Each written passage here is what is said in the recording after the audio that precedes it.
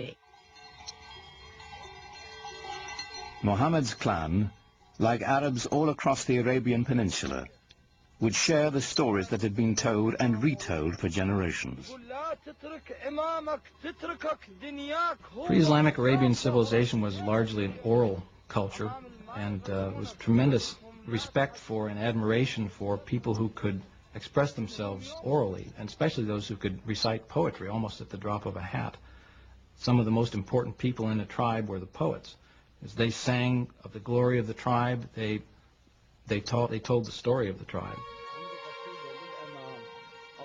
To the Bedouin, the word had a mystical importance.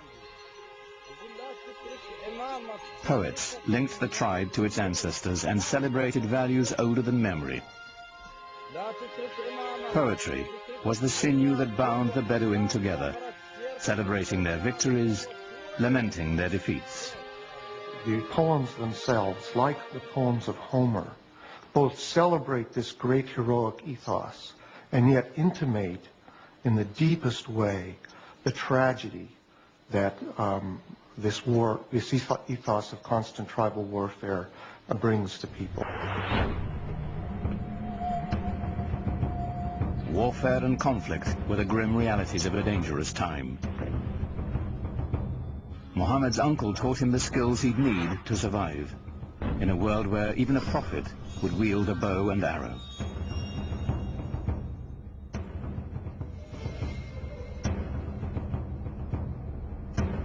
In a wilderness punished by the elements and bereft of water, rivalry over a single well could provoke a blood feud for generations.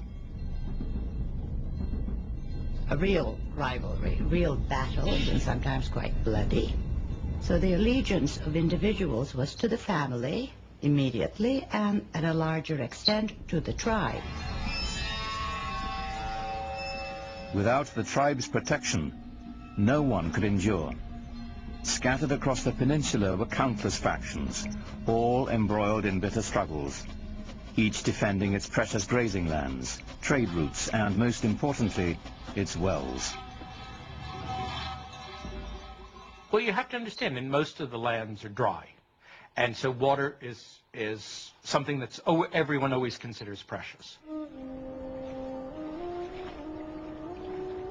For those of us in climates that are more heavily watered, it's difficult to understand the depth and the centrality of the symbol of water in societies that are desert and in which it only rains once or twice a year, and in which a little water makes the difference between life and death.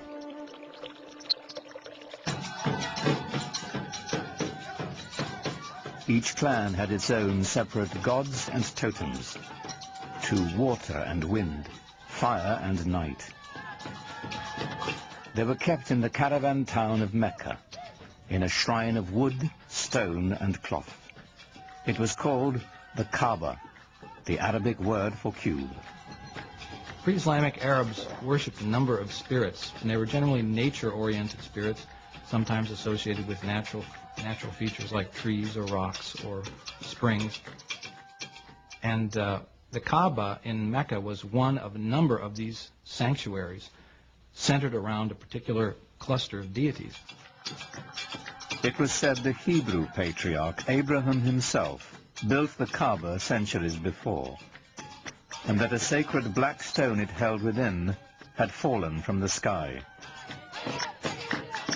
In these turbulent times, the Kaaba provided a rare place of peace.